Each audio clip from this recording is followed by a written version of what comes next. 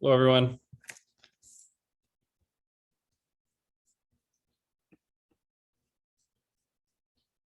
All right, we got David and John, Lisa, Paul, Steve. Great, great.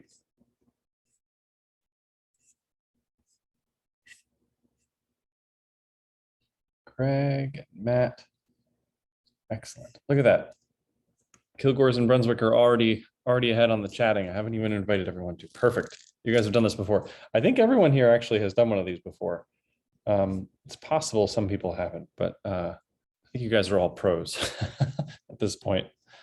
We'll go just a couple more seconds for people to join. I know some people said they're going to do this remotely or do this on demand a little later. So if you're doing this on demand, hello to you as well, whatever time of day or day of the week it is for you in the future. Someday we'll just do these in the metaverse, right? Or something like that. Lisa and Robin. Yeah, so if you're, as we're waiting for everyone, if you guys can chat in just a test chat I know I see one person we don't see just yet. So we'll give a couple more seconds. There's Mike and Nicole. Cool. There's Mike. And so yeah, a couple. Let's change your who you're sending to everyone, the chat, so we can have a running commentary instead of just hosts and panelists. So it's not just me that can see it. So if you go down to the bottom where you're typing messages into the chat, you can change the to line from hosts and panelists to everyone. Change it to everyone, and then just chat in something fun or where you're tasting from, or what you're doing tomorrow, or something, just your name, something like that. Let's see. So we've got there's a couple anonymous people on here that I think maybe who were missing. There's Sean and Paul. Excellent, excellent. So in case some of you are new and I haven't done this, or you haven't done this before, this will be a one-way broadcast from me to you. We just find it's easier not to have people have enjoyed not being on camera to enjoy these from the comfort of their own home in their pajamas. But we do hope you'll participate using the Q&A function, or preferably the chat functions. We can all have kind of an ongoing chat about the different wines. This is going to be an interesting and different tasting than we usually do, because we're only tasting 2 different wines, but from several different vintages. Let's see, we have one overlap of vintages. So we've got 5 vintages here. And I think, as you'll see, vintage plays a big role in shaping the character of a wine. Let's see, there's Sean and Lynn. Okay, so I'll give just another second. I think we can get started here. It was nice to see some of you guys at the depot today. And there's some fun wines open there too, actually. Okay, so let's get going here. Okay, I'm going to share my screen. All right, December 4th. Everyone see my screen? If you can't, text it in, but I think it should be working now. So we're going to taste 2 different wines. And the idea behind these tastings is that we're keeping the terroir constant. Usually the terroir is one of the variables we're playing with. But for this one, it's the same dirt, same vines. These are both both these wines are from very old vines. So it's literally the same vines. I doubt they even did any replanting between any of these vintages, or much. So same dirt, same vines, same stuff in the soil. The difference here is the vintage, and then also the bottle age. It's kind of the conundrum of drinking different vintages, is that you can't drink them simultaneously at the same age, which is, kind of, you get into a metaphysical discussion about whether that's possible. For the purposes of today, all of these wines are different vintages, and they're all different ages as well. So we'll talk about how the vintages affected the way the wines are produced. At least with the first wine, the winemaker's style actually has changed a little bit between the vintages too. So we'll talk about that too. But then also bottle age. So the difference between the first wine and the third wine is 4 years, and in those course of those 4 years, the wine's been sitting in bottle and maturing and developing. So that's, that'll be the other variable we're playing with today. The first wine we're going to taste, the first three bottles that you have are from Chambord-Musigny in Burgundy. They're 100% Pinot Noir, and they're one of the better known vineyards in Chambord-Musigny, the town. And then the last three wines we'll be tasting are all from Châteauneuf-du-Pape, and those are a blend of different sites, but all the same wine from Jacqueline Andre, or the Domaine Pierre Andre. And those will be 18, 17, and 16. Great. Let's, if we got everybody here, I think everyone is here. Okay, so first wine's from Burgundy. And Burgundy on this map is the red area right here. There's Chablis is the satellite part, and Beaujolais down here, but most of Burgundy is between Dijon at the top, which you see over here, and Chalon-sur-Saône at the bottom down here. And we will be tasting from Chambord-Musigny, which is right here near the top of the Côte d'Or. Chambord is an interesting town. It's between Moray-Saint-Denis and the Clos Vougeot and Échezeaux, and Vosne-Romanée is right over here. Clos Vougeot and the town of Vougeot are quite they're small, and people usually think of them as kind of on a continuum between these two. They have their own terroir and their own sense of place, but they're kind of on a continuum between on the way to Vosne. But Chambord, as you can see here with this map, is a really interesting town. And on this map, you'll see the village level wines. In Burgundy, there's 4 levels. There's Grand Cru at the top, then Premier Cru next down, then Village, and then Regional. All of this wine that we're tasting today is Premier Cru, so second from the top. And Chambord, you can kind of see here in this there's a valley that runs out here. The road runs here, and then there's a village right at the base of this valley where it opens up onto the plain. And then all the vineyards are out here. They kind of spread out from this valley, from this vineyard.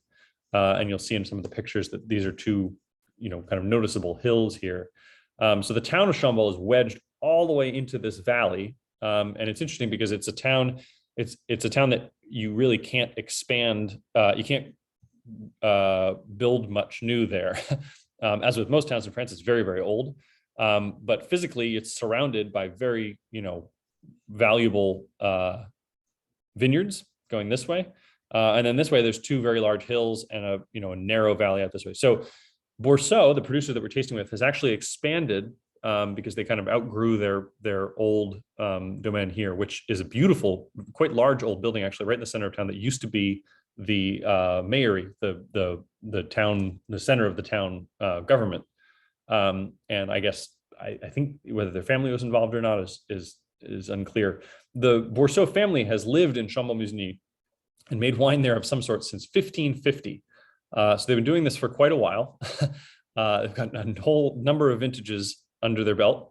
And so just kind of a mind-boggling amount of time to be in the same, town of several hundred people. So they've been here longer than our country has even been here, or at least the country as it exists now.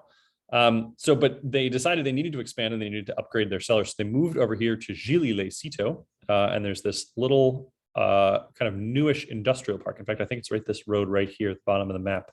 And a couple producers, including some pretty well-known ones in Chambord, have done that, and they've moved into this area over here where they have much more space, state-of-the-art new tasting room, new tanks, new cellars, everything perfectly climate controlled. They're really able to, they're not hampered by, these tiny, narrow medieval streets that they've been making wine in for 500 years. So they've really upgraded their facilities. And I think they started that in 2017. So between the wines that we'll be tasting today. But Chambord, the terroir of Chambord is really interesting because on one side over here in the top right, you have Bonne-Mare, which is a very famous Grand Cru. And then on the left side over here, as you approach the Clos Vougeot, you have Musigny, which is another very famous Grand Cru. And then in between them, you have this kind of stretch of Premier Crus. And people usually think in terms of the character of these wines that Musigny, which is, I think, generally considered the best of the Grand Crus in Chambord and in particular, possibly in Burgundy too, has more of a kind of an elegant, ethereal, lighter touch quality, as it's kind of on the continuum over here towards Vosne-Romanée right here, which is thought of as the most kind of silky and elegant of the red Burgundy towns. Bonne-Mare, on the other hand, over here near the northern side, is approaches more the terroir of Moray Saint-Denis, which has more kind of a wild, rugged quality to it. Not rugged in a bad way, because we're talking about Grand Cru Burgundy. And if you've ever bought a Bon Mar, particularly at a restaurant, you're not paying, rugged prices for it. But the character, people generally think of between these are kind of the yin and yang of the two different Grand Crus in Chambolle-Musigny. What we'll be tasting from today is one of the best known Premier Crus. So the best known Premier Cru in Chambolle-Musigny is Amoureuse, which is right here, right next to Les Musigny. And that people think of as having kind of a Musigny-like quality to it. And then the one we're tasting from is Fuet, which is right here, right next to Bon Mar. And people think of that as having kind of a Bon Mar-like quality to it. So obviously there's a spectrum between these two sides of Chambolle-Musigny. And really we're only talking about like a mile, maybe a little more than a mile between these two. So we're really splitting hairs here, but that's what Burgundy is all about. But so Fuet is generally one of the better known Premier Crus in Chambolle-Musigny, and usually considered to have, intense tannins and kind of age-worthy, not quite Grand Cru level depth, but almost there. And Bourseau makes a number of different chamboles at the Premier Cru and at the village level, but Fuet is their finest terroir in Chambol. All right, let's see. So let's give you a blow up here. You can see it's in quite a good neighborhood. Cras and Grosel and Combaud and Charme. I mean, these are all very well known Premier Crus that are kind of surrounding this Bon Mar side of town. There's Jeff. Jeff, I thought you might be one of the anonymous. Belmont is here. Jeff knows enough about Fuet. You don't need to hear my. Oh, and there's Laverotte too. Laverotte is a very small Premier Cru that's just across the street from Bon Mar, which you also have from Bourseau for the very first time. This is a picture actually of the town. This is from below the town, but you can see that there's two quite large outcroppings here. There's the town, and then it's just vineyards on every side. So it's hard to do much inside Chambol. Some of the fanciest, names and addresses in Burgundy are in Chambolle-Musigny, but it's a tiny, tiny place. Some excellent restaurants in Chambol, actually, particularly per capita. I'm sure it has a surprising number of good restaurants. Okay, so let's start tasting. We don't need to keep me going on about this. So we're going to taste the 19, and then the 16, and then the 15. These are very interesting vintages, particularly in Burgundy. Vintage plays, in most places around France, Burgundy and Bordeaux in particular, vintage plays an enormous role in the character of the wine, in the pattern of the growing season. When it's hot, when it's cold, when it rains, when it's dry, when the harvest is, when the flowering is, which usually is a factor in when the harvest is. But the kind of patterns of the growing season, and actually even before the growing season, because it's the amount of water that's in the soil before the growing season starts. These all change obviously every year and are different every year, and they contribute to how the quality of the grapes and the character of the grapes at the end of the growing season. So 2019, which is your first wine here, wine number one. It was a very hot, very dry year. Those are kind of becoming the norm. 2019 was not quite as hot as 2018, which was the year that broke all the records. But it was still pretty hot. And except for 2018, it might have broken some records.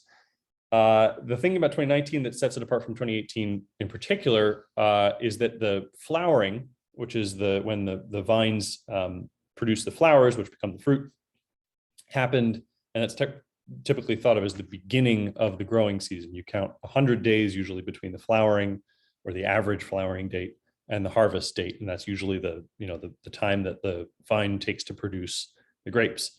The flowering date in 2019 was later, and was later than 2018, but it was kind of more typical. And so the harvest date was more typical, and the harvest date in 2019 was kind of middle towards. Some people pick the beginning of September, some people pick the end of September, but the average is kind of the middle of September, which, for the last 60 years has been normal. In the last 10 years, that average has shifted much earlier, as the flowering happens earlier and the harvest happens earlier. But so 19 was kind of a little bit of a return to the normal cadence of when flowering and the harvesting happened, but it was still quite hot. And pretty dry. Dryness is actually not a terrible thing for the quality of the wine. If you have vines that are really, really stressed out and don't have enough water, they don't really produce a ton of juice. They produce grapes that are very small and kind of shriveled. So that can be tricky. But if you have enough water, and most of these vines are old vines, which means the root systems go quite low, they are able to access water that's deep, deep down. So as long as you have water during the winter, that kind of soaks the soil and gets it ready for the growing season, you don't particularly need a ton of water over the course of the summer. And so that's what this was. There was enough water in the winter. It was pretty hot, so there wasn't a ton of crop. It was a relatively small crop compared to 17 and 18, but in 19, no one really was complaining about 19, because after 18, where everyone kind of broke the mold on how they do things, it was still quite hot in 19, but they were a little bit more prepared for it.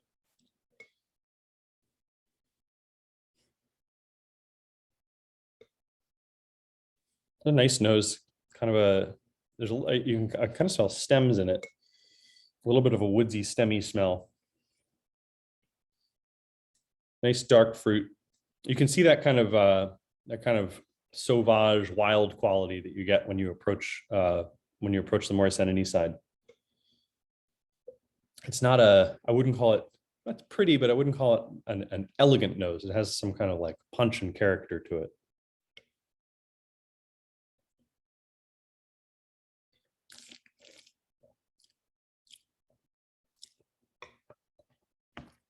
In the mouth, it's nice. It tastes young. It's funny. It doesn't have an enormous amount of extraction, I would say. I've tasted 19s that have, that because there was so much, the sun and the heat made it so the grapes were very, very ripe by the time they were harvested. So people had to be very careful with how much they soaked the skins with the juice as they were making the wine. And if you soak for too long and you have too much color, you get a wine that's kind of too intense. For me, I think they did a nice job with this. The tannins are young, but they're not kind of over extracted or overwrought. Oh, sorry, you guys are commenting. Great. Bright, fresh taste, berries, tart strawberries. Yeah, strawberries for sure. I get that too. The savory quality. Yeah, I think that's what I was thinking with the kind of wildness to it. It's really nice balance to the wine, even at this stage. And it's funny, I think we'll see when we get to the 16 and 15. Obviously, they've had 3 and 4 years more to soften their tannins, which is what happens when wines are in the bottle. The tannins kind of soften or recede or melt together a little bit. But I think they started off with more because tannically or structurally, I think the 19 has a little bit of a more kind of elegant touch to it than the 16 and 15, but we'll get there in a second.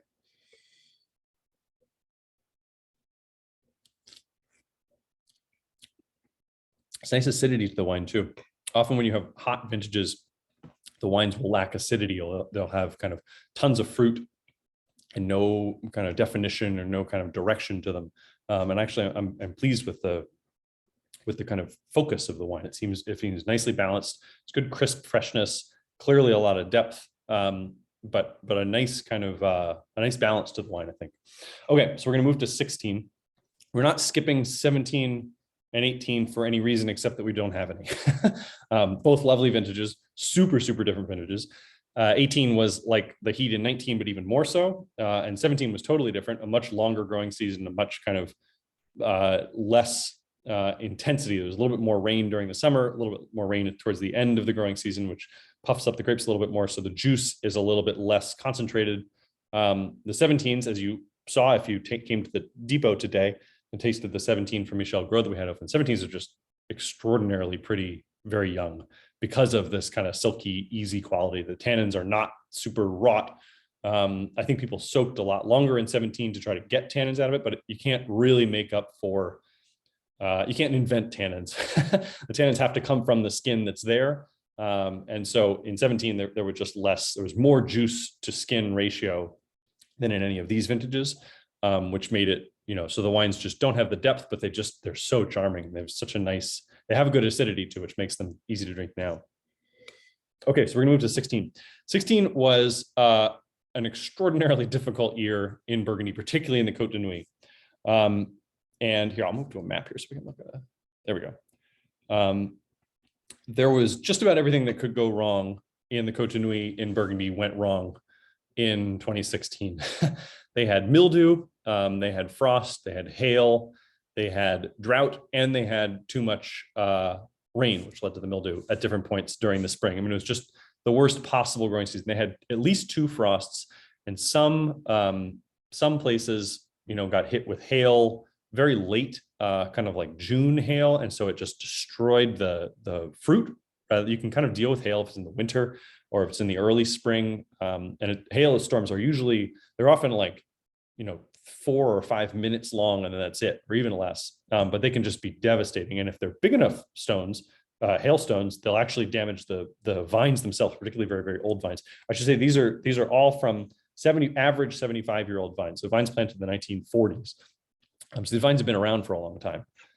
But basically everything that could go wrong in the 2016 vintage did until about the end of June 22nd, 25th, something like that. And basically after that, everything went right. Everything that possibly could go right went right. It was just an ideal growing season for the second half or the second 2/3 of the growing season.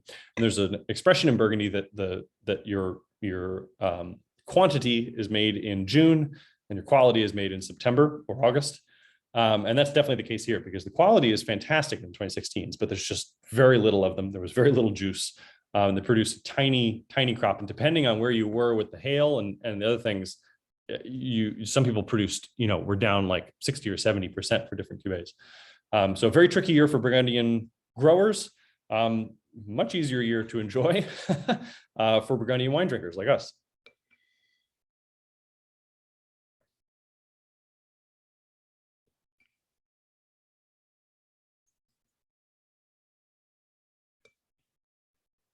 So nose is pretty. You can see with a 3 years difference, there's a lot less primary fruit. There's a lot less of that kind of young strawberry fruit. Maybe the strawberries are a little dried or a little baked.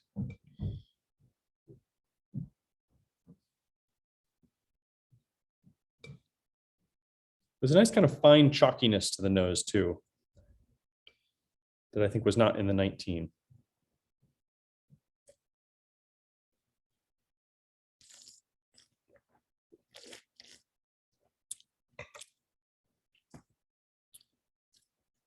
Now feels very different. It's interesting. It's more rustic. There's more, a little bit more acidity, I would say, but it's kind of, it's I don't know, it's not young acidity. It's more like tannic acidity. I think, having tasted these 3, as I was alluding to earlier, so the 2 brothers that make these wines have took over in, I forgot when it was, but it was within the last 10 years from their father. Their father was the first one who did any kind of estate bottling with with their domain. They used to just buy, for 480 years or 450 years, they sold all the grapes to the local negociant, which is how basically everybody made wine in Burgundy for most of that time. The father decided to start doing their own bottling, and so bottling under the Bourseau name. And then the 2 sons, who are the winemakers now, who are in their 30s, took over recently. They're the ones that expanded to across the road to their new facilities over there. And I think what I would say, and what I think we've read from some critics who have tasted other vintages as well, is that they're kind of getting their legs under them. And that they are, they have this phenomenal terroir, and they have all this history and all this, kind of equipment, but they're really starting to understand how to get the most from their terroir. So I think of these guys as kind of, lots of room to grow. I think their wines are very good. Their terroir is phenomenal. But I think of them as having lots of room to grow. So when I taste the 16, and then I think when we'll get to the 15, I find the extraction a little bit more intense and a little less subtle than in the 19. I think the 19 for me has more balance at the moment. You do get nice things in the nose of a Burgundy with 3 years on it that you don't have in the first one, that was just bottled within the last year. And so I'm going to mark it up for that.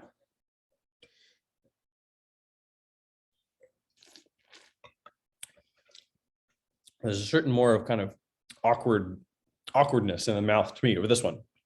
Oh, we've got lots of comments too. Let's see. Less energetic, but flatter. I can see that. White pepper. Less fruit, more herbal. Yeah. You guys are, I think, totally on the right track here. We've lost the primary fruit, that kind of young, pretty, what do people think? Strawberries and cherries, berries, that kind of young, beautiful fruit. Often with a wine of this caliber, you get that, but then you get like big, angry tannins that say, don't go away and ignore me for a bunch of years. I think actually you don't get that in the 2019. The 16 you probably would have if you had tasted it earlier, because it seems like the extraction is really nice, but it isn't quite as deftly done maybe as the 19.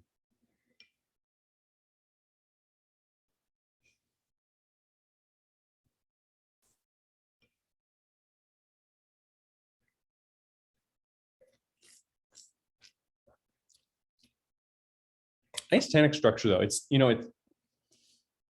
I think the tannic structure will. I don't think it will become an elegant wine, but I think in a couple of years, I think this will like. I can see a place, maybe not in 10 years, but in like 4 or 5 years, where the kind of secondary fruit has come into this. The tannins are still there; they're kind of on their way down, but there's enough of them there that they are, carrying the wine, that it hasn't gone flat since then. Because I think we've lost a little bit. We've lost the kind of fleshy. People in France call it baby fat on the wine. Definitely don't have any of that here, but there is a nice kind of clarity to the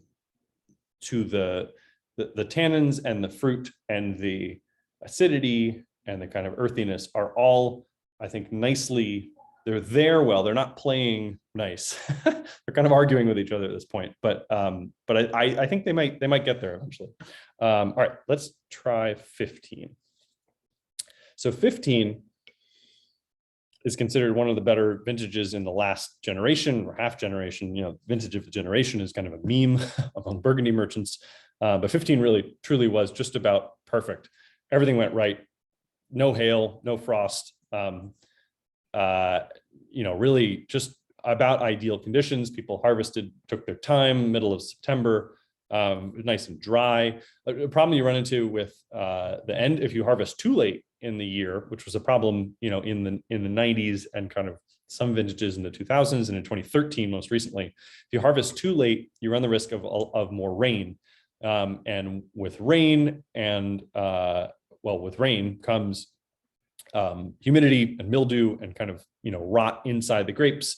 And if you have a very late flowering and you have to wait for a very late harvest, you run the risk of a whole bunch of things on the other side. So you're really trying to thread a very small needle here as a Burgundian winemaker. I'm glad that someone else can do it. But in 15, everything went right. There wasn't a ton of, it was kind of a lower than normal yield, just because there wasn't quite the amount of rain that people needed there to have a perfect yield, but the quality was perfect. But so the trick in 15, again, was not to over extract from the berries, because the skin to juice ratio was quite high. So you had to make sure that you didn't, make the wines too distilled and tannic.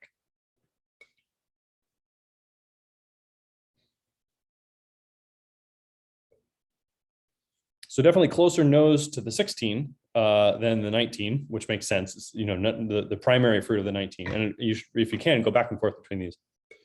You can see that that kind of young, sweet red fruit in the 19 is definitely not there anymore in the 15. But I wouldn't necessarily call the fruit very tertiary or developed. It's still fruit. It's not it hasn't dried out, and it definitely hasn't gotten into the kind of older, mushroomy, woodsy stuff.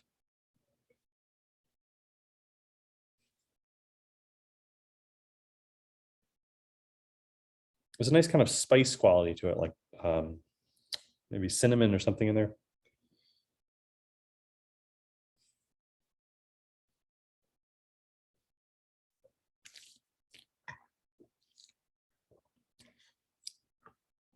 Ooh, that's a mouthful.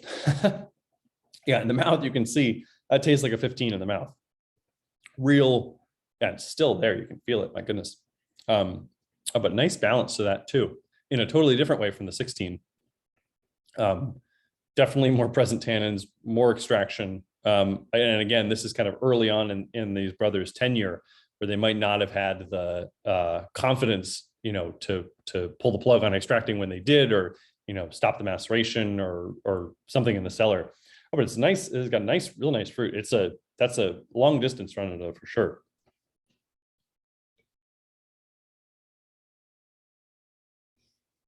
Let's see. Touch complexity. The 19 is too young to show. Yeah, I agree.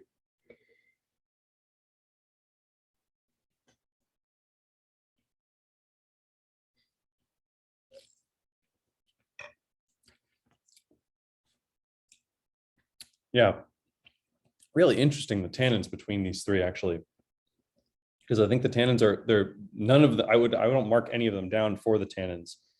The 19, I'm impressed with the 19 with how kind of not approachable the tannins are, but how inoffensive the tannins are for such a young wine at such a Premier Cru level. In 15, they really, really, there's just a ton of wine there. There's a big mouthful of wine. The texture is different. It's a more kind of bold, intense style. It got really nice balance though. It has good acidity and good, the fruit carries through. The fruit kind of covers the tannins over the whole palate. That's very cool. All right, we'll give you guys a couple more minutes with these before we move on. And honestly, I did these and I thought, well, once we're done with the Boré, we'll just blow our palates out with the Andre. But actually, the Andre has a decent amount of subtlety to it, and is not, we're not drinking young Syrah. So after the Andre, you can definitely come back to these, and they won't taste quite as precise as they're tasting to you right now. But I think they'll still taste. You'll still be able to get a lot from them.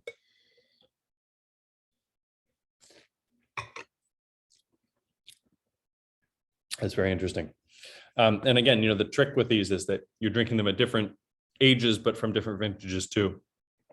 So it's impossible to say what is the vintage and what is the developer. It's not impossible to say, but you can't disconnect those two variables.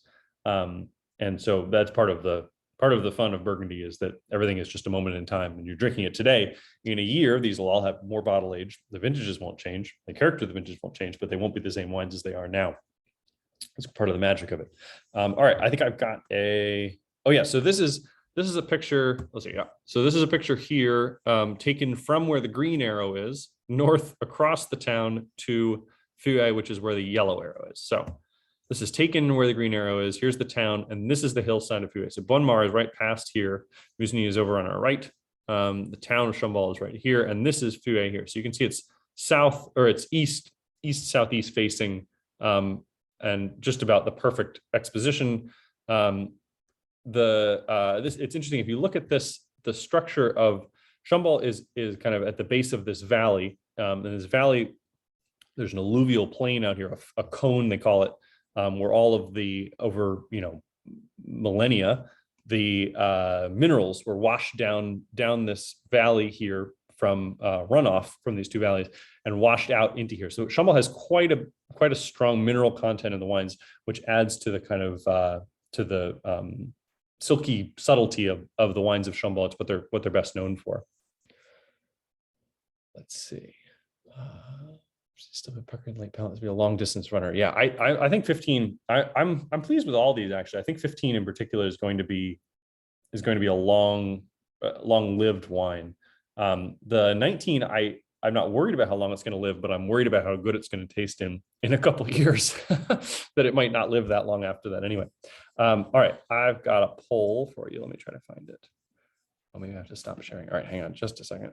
So just which preference, if you had to pick one, 19, 16, or 15?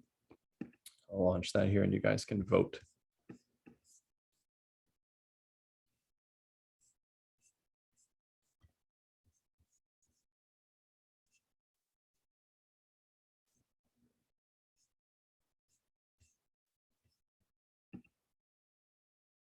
All right, we got most votes in. That's good. 19 is the most seductive. Yeah, I agree with that, Jeff. I think that I'm very impressed with for a young wine, and for 19, which is not a lot of the 19s are drinking really nicely young, but there's an amazing kind of depth to the wine. There's an impressive amount of it's a very sophisticated palate to me in the 19. All right, so most of the votes are in. We've got a winner, the 15, but votes for all of them, and a pretty close race for second with the 19 and the 16. Great. Okay, so I'm going to stop sharing that. And the next one. Okay, so then yeah. All right, so we'll move to the Andres. Anybody have any questions about the Fouet before we move on, or thoughts and comments? I keep the tasting notes coming. It helps me anchor myself and not, tasting on my own here. And I also would say that I noticed I poured these maybe, let's see, it's 4:36. I poured these 20 minutes before we started the tasting, and I thought the 15 developed the most in the glass. So if you're having any of these tonight, I would pour the 15 now, and wrestle whoever you're tasting with for the rest of your favorite one. But the 15 for me really opened up a ton between when I poured it and when we just tasted it. Okay, so we're going to move to Chateauneuf. Can I get mags? I asked Borso about magnums, and they did not have any in stock. That doesn't mean they don't make them, or we couldn't get them in the future. I don't think we can get magnums of any of these, because these were all small vintages. They're out of the 15, they're out of the 16, and I'm pretty sure we only got the one chance to buy the 19. But I'll ask. It's Burgundy, so they sometimes have things hidden away. All right, so now we're going to move to the south. We're going to take the TGV, if you will, down to Avignon. Then we'll just take a quick drive north up to Châteauneuf-du-Pape. So we're changing grapes here, obviously. We're going about 2 hours.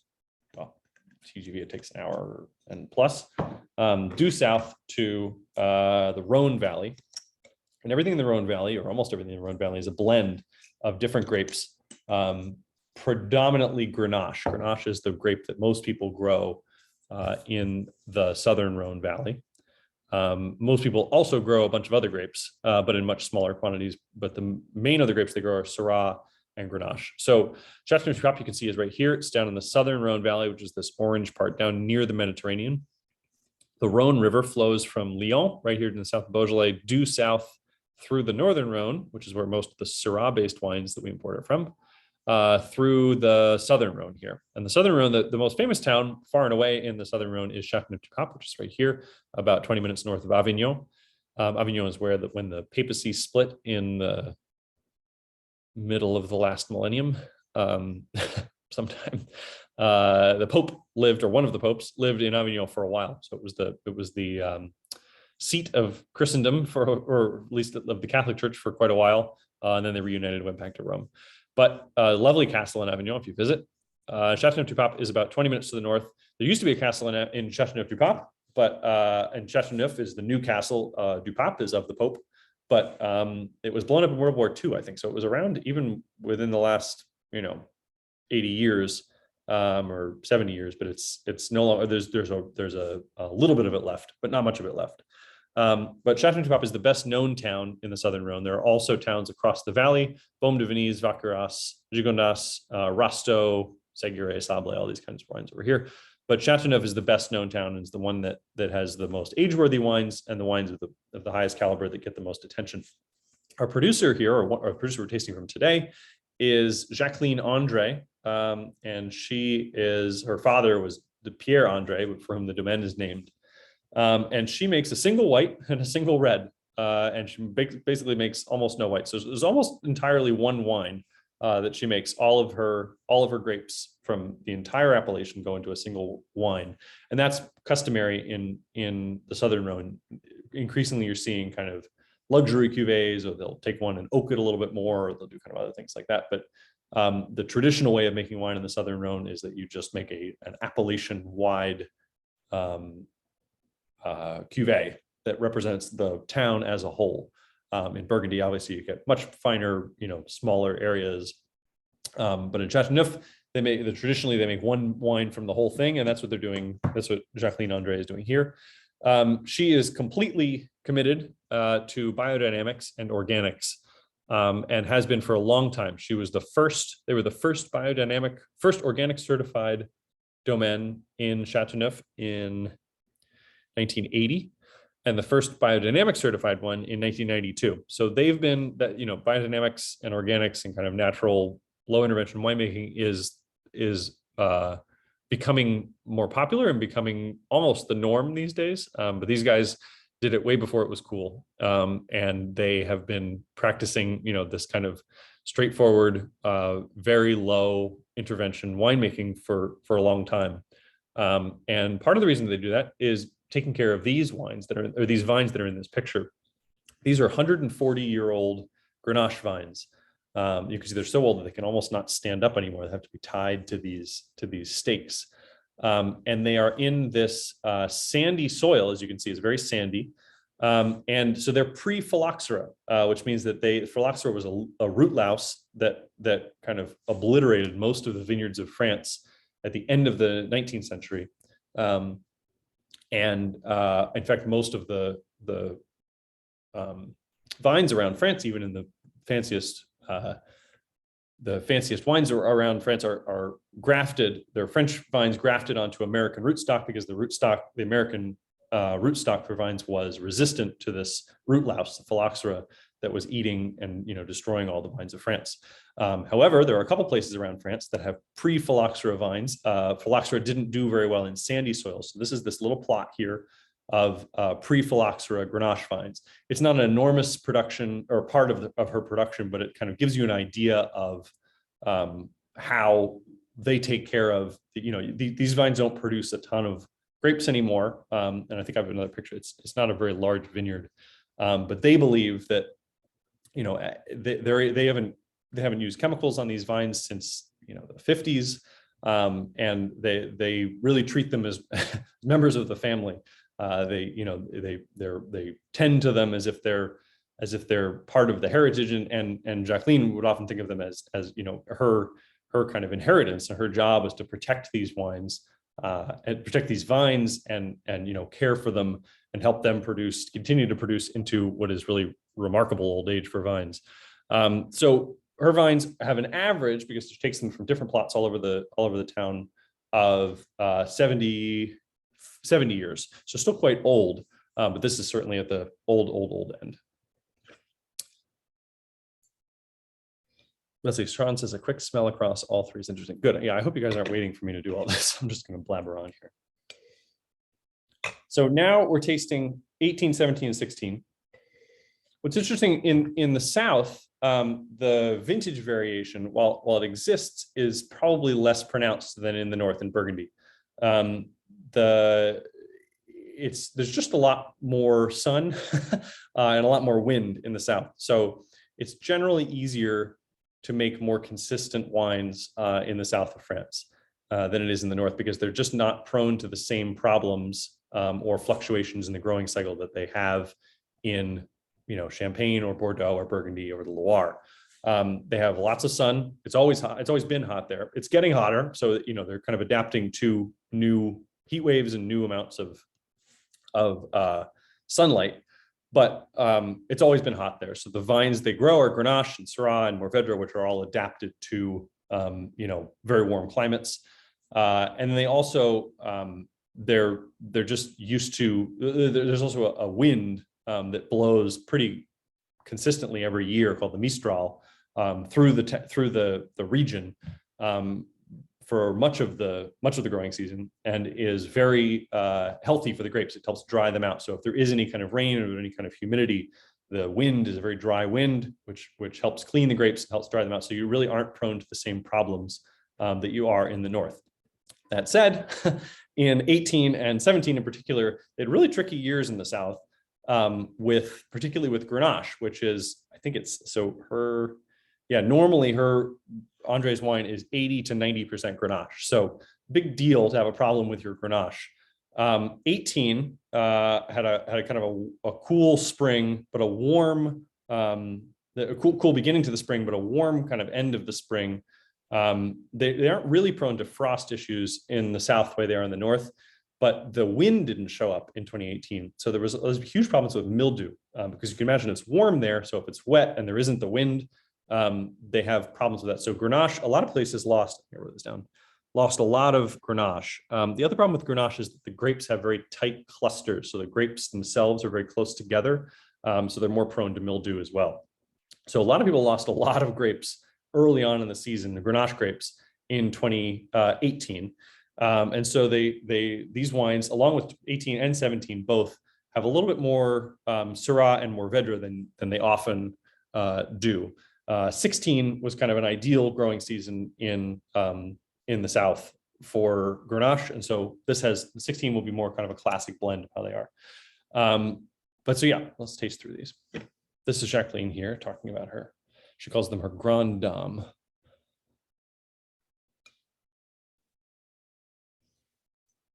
Let's see, 2018 is smoky. Oh, I can see that. Oh, coffee grinds, that's good, yeah.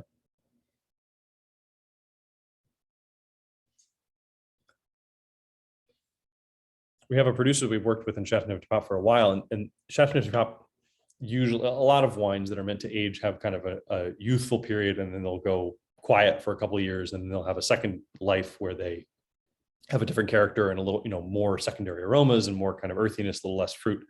And there's a debate, or not a debate, people usually will say if you hold on to it longer, you'll get to the second one. People think of that as kind of the goal.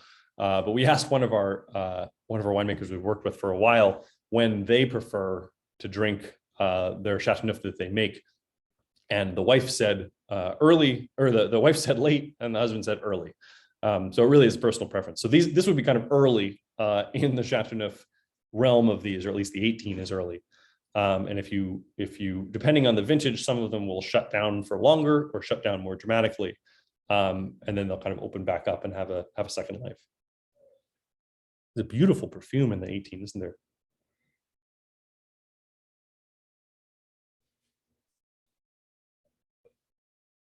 Just like a wild strawberries. It's funny, the strawberries in both of these, but they couldn't be more different. This is maybe more like a strawberry jam, or like a strawberry, not a pie, like a strawberry something, strawberry confiture.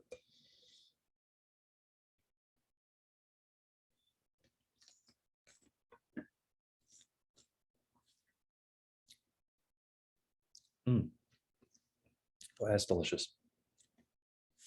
It's lovely tannins, very long, very kind of round and smooth, very long. My goodness, it's still going. Andre attributes the balance in her wines, and I think it's right, having tasted some that are not made in a similar way, to this biodynamic commitment that she has, where they really do, they basically intervene to help this wine make itself only when necessary. They don't do any kind of filtering, they don't do any fining. Actually, they do a little bit of fining sometimes, but they typically, when people do fining with in Burgundy or in other parts of the world now, when they're making wines, they use egg whites, but you can buy powdered egg whites, and put them at the top of the tank, and they'll kind of float through the tank of wine, and collect the sediment and collect the kind of little bits of things, and then they'll collect at the bottom, and then people pour off from the top. Andre does this in some vintages, but she doesn't use powdered egg whites. She uses actual egg whites, which she buys, and she and her son now, and I think she said her sister, just come over and they crack hundreds of egg whites and put them into this tank, collects the stuff, and then discard it. And we asked her what she does with the yolks, and she told us that there's a friend of hers down the street that makes ice cream for the town. So they send all the yolks to the ice cream woman down the street. Yeah, the 18 is lovely. I always like drinking her wines young, but I have to say the 18 may be my favorite young version of her wines. It's funny, it has like a deepness to it, but it's still red. The fruits are still kind of cherry red. Nice spice to it too. She doesn't use any new oak. She might own an old Foudre, one of those huge barrels that's been used for decades, but basically it's all in tank otherwise.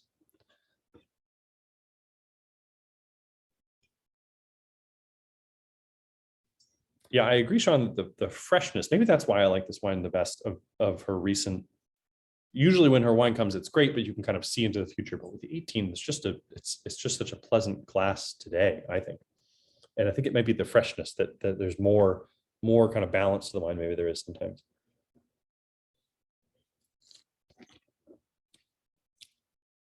Man, that's long. Lovely. Almost just kind of a subtlety to it too, which is remarkable for a wine, that's that long and that intense and that big. It's kind of, there's a length and a duration to the wine, but it isn't, hit you over the head with anything. It's a nice balance. Okay. 17. So 17 was an early spring. And I said there wasn't a lot of frost that happened in the South, but in 17, there actually was a frost. And it hurt the Grenache again, because Grenache has a long growing season, longer than 100 days. And so it flowers early and harvests late, which is hard with these kind of, it makes it a little bit, you can only grow it in the South. In the North, there just isn't enough sunlight. There isn't enough warmth to grow the wines, to grow Grenache. So it's very much a Southern grape that needs a lot of sunlight and a lot of heat. But with that in mind, and with these kind of temperature fluctuations we've had recently, it's prone to problems in the spring. So in 2017, they had a bunch of Grenache that flowered too early, and then there was a frost, and a lot of it, I think across the appellation, they lost half of it. So there's even more problems with Grenache in 17. So Syrah and Mourvedre play a larger role in 17 than most cuvées than in general. Yeah, there's much less perfume in this, isn't there?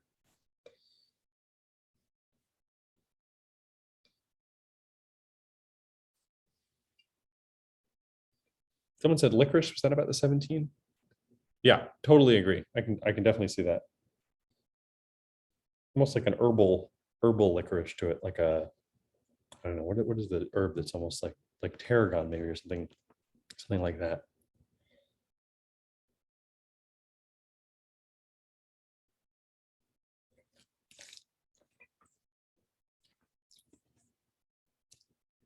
Kind of a more serious mouthfeel, less viscous, less mouth filling, still quite long. But for me, the tannins are a little bit, kind of, I wouldn't call it a tannic wine, but the tannins are kind of are a little bit more to the fore.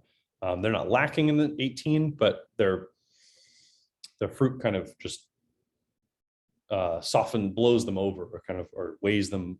They're weighed under the fruit. In the 17, in wine number 5, they're just a little bit more.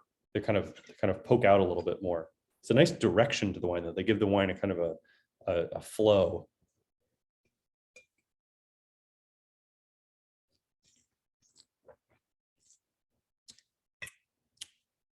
Yeah, there's a more kind of a linear quality to it.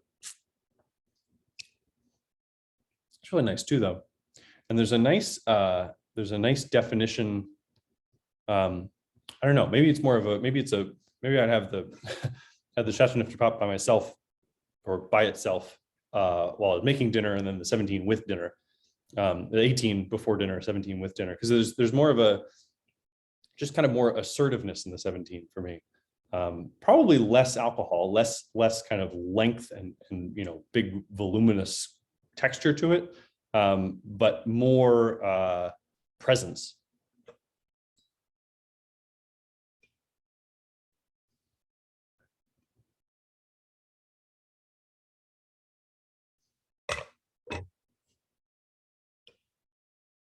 But when I taste the nose of, when I smell the nose of the 18, it makes me, I don't quite remember. I don't think the nose of the 17, when it was a year ago, had quite that nose.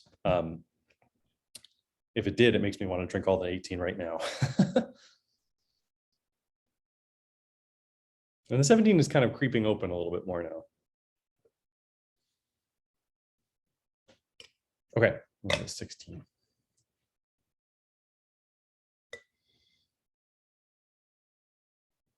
That's totally different.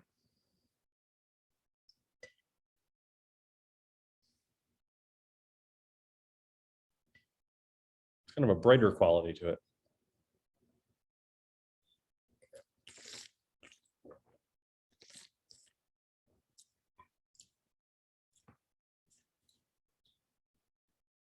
Even more of the, well, it's not the same structure as the 17. The structure kind of was there. You kind of feel that it was there. And the fruit has certainly receded. It's a little shorter than the first two. I wonder if maybe this is kind of starting its what they call in France, I forget the French word for it, but it's essentially the awkward teenage years between the two. 16 tastes like 18 with age. I can see that. No, I can totally see that.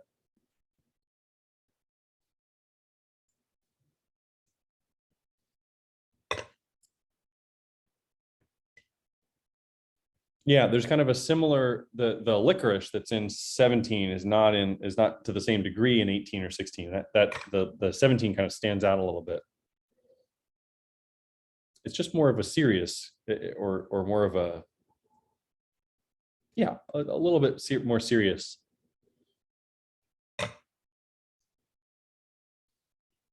16 has a nice precision to it though too. 16 cherry Coke into CDP. Hey, that's good. I like that. Totally know what you mean. See, this is why we have to do these tastings. Cherry Coke is great. Cherry Coke, when you taste it in Chateauneuf, is great. I'm not going to advocate people drink actual cherry Coke.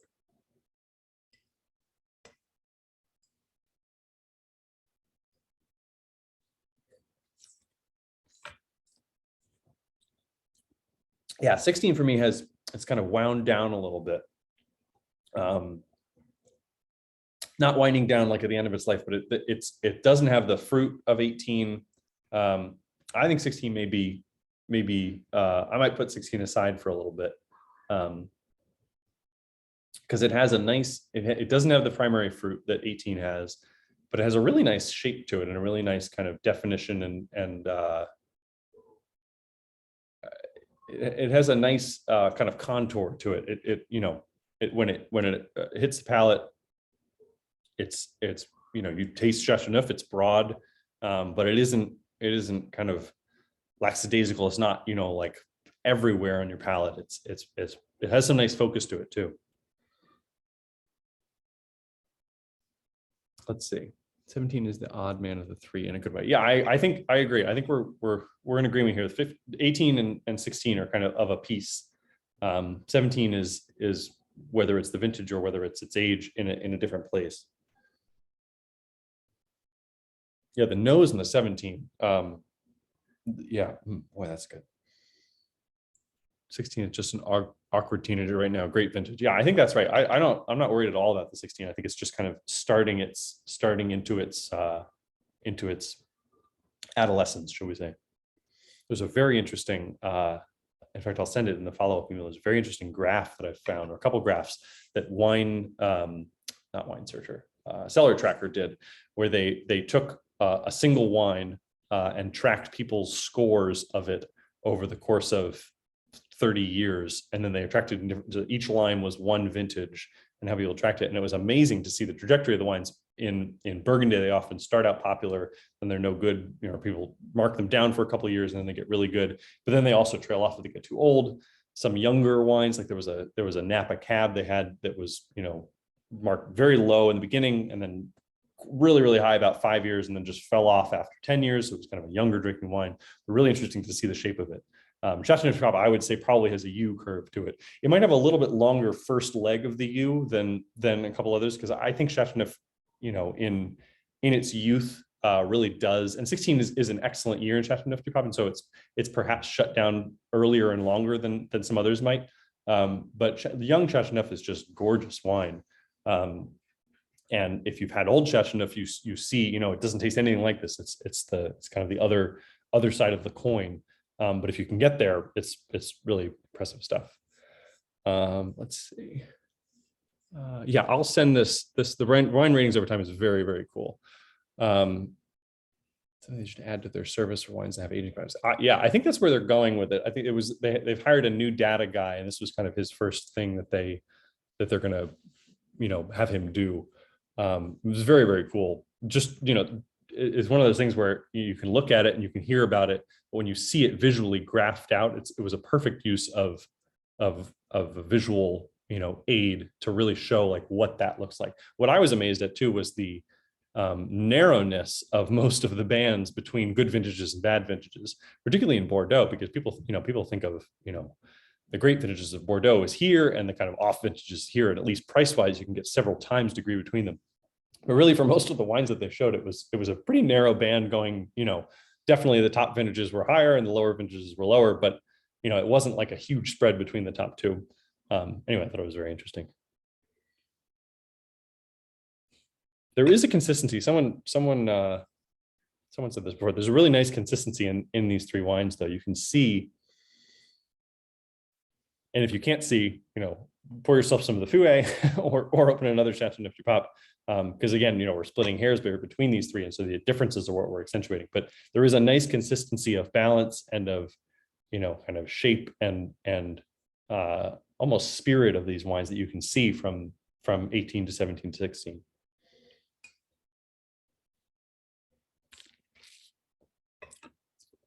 Jacqueline has told us that she'd like to someday come to the US to visit. Her son, who is probably in his 20s, early 20s, is just joining her now and taking over or helping take over. She's not going to quit anytime soon. And so hopefully we'll get her over here. She's just, you can't talk to her. Obviously, standing in her vineyard like we are here, you just feel her connection to these grapes and to these vines and to these wines, but you can't talk to her more than 5 minutes without just feeling the passion that she feels for her wine. I mean, she pours everything she has into this single wine. She doesn't have to even pick favorites between her wines because there's just one wine.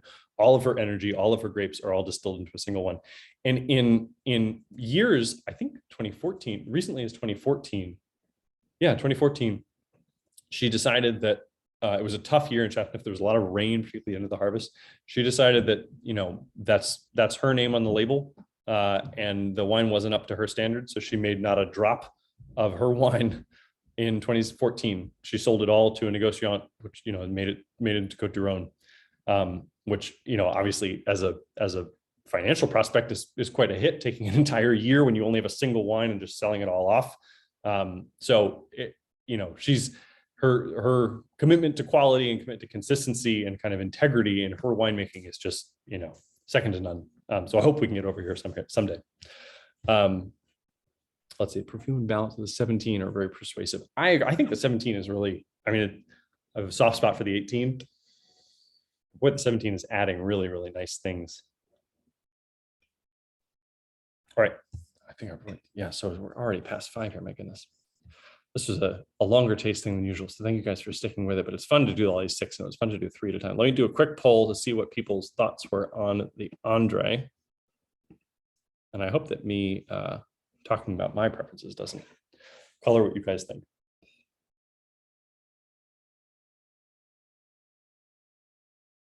All right, good. We've got votes for everyone. Good.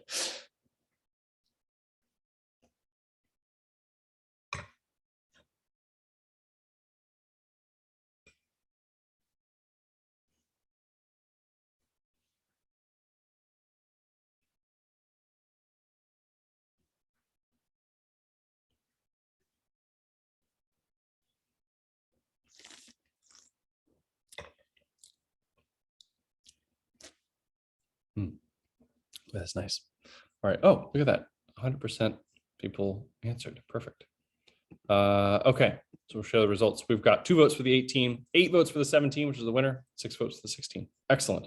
I'm glad. All right. So now I was going to try to do favorite wine, overall favorite, and I was going to have you pick one from each, but I realized we kind of just did that. And I also couldn't figure out how to do multiple choice. So favorite wine of the tasting, I'll just give you that right here.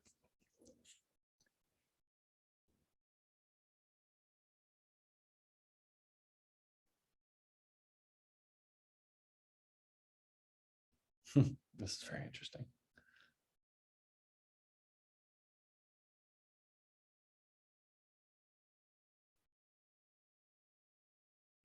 All right, let's go a couple more seconds.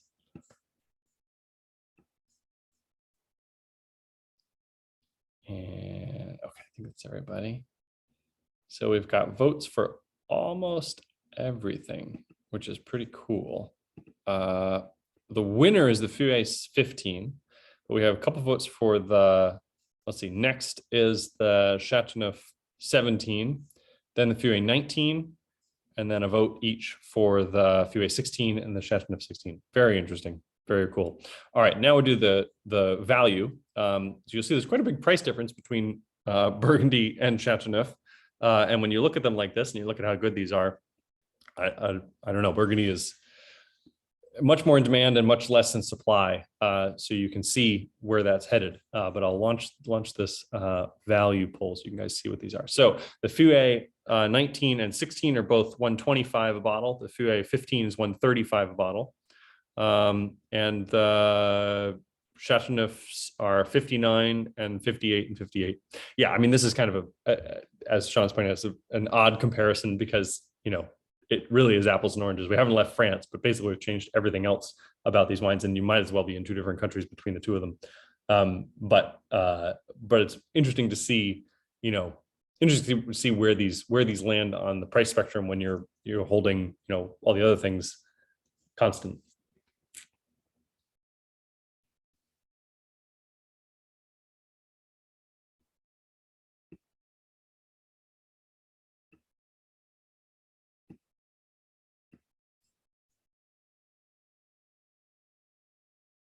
All right, we've got a clear winner here, but we can put in some extra, put in a couple more votes if anybody has them for a couple more seconds. All right, and the poll, and I'll share the results. So the clear winner is the Chateauneuf 15, or the Chateauneuf 17, a couple of votes for the 16, and the Feuillet 15 has a couple of votes too. There's those diehard Burgundy guys on the call. I'm not sure who that is, guys or girls, but respect. Great. Well, I think that is everything. I think I'll share my screen one more time because there was something else at the end. I can't remember what it was now. This is what a lot of the rest of Chateauneuf looks like. And in fact, some of Jacqueline's wines are in these crazy some of her vines are in these galets roulés, which are these huge stones, which actually absorb heat in the day, and they mitigate the temperature, so they actually make the swings less between the night and the day. So they kind of keep the ground not quite as hot in the middle of the scorching sun, and they trap some heat in the stones, and they make the ground not quite as cold in the middle of the night. So Chateauneuf is a fascinating little microclimate. Here's Jacqueline with her vines, but you can see there's not a very big vineyard for these Grenache vines. They're really just something to behold, really. Great. So here are we did all these. And yeah, so as usual, we're going to do 15% off for any of these wines. We have a couple magnums of the 17 and the 16 Andre. And I'll send a link for all this afterwards. But all of them, as usual, are 15% off for 24 hours. And I think that's the right URL, but I may not have that up. So I'll confirm in the email before I send it out. But that's it. Yeah, and this is our descendants. This is the last Zoom we have scheduled. We'll probably take a couple months off, but we'll do them again in the a little later in the winter or later in the spring. But thank you guys for joining. These are lots of fun. As I was talking with a couple of you guys today, it's a really fun way to really dive down and just sit down and look at these wines and learn about them. I think in a way that I learn things doing these tastings every single time, and it's something I look forward to is just seeing, because I don't normally, even though this is my job, I don't normally sit down and open 6 different wines from 5 different vintages at the same time because I'm just one person. And my wife can't help me drink all that wine. So this is lots of fun, and these are lots of fun, and we're going to keep doing them. At some point, we'll take a couple months off, but we'll be back. And I'll solicit. I'll probably send out a survey or a poll, because the last time we did that, we got some great responses, great suggestions about different tastings we could do and different formats, different wines, different lineups. So I'll send that out again. But thank you guys again. This was lots of fun. And we'll see you around the depot. We're open next Saturday and the following Saturday, and then Tuesday before Christmas for some pickups, close Christmas, and then Tuesday before New Year's for some pickups, and then close New Year's Day. But have a wonderful rest of your year. Bonne année, as they say in France. Joyeux Noël, happy Hanukkah, happy solstice, and everything else that happens in December. And we'll see you in the new year.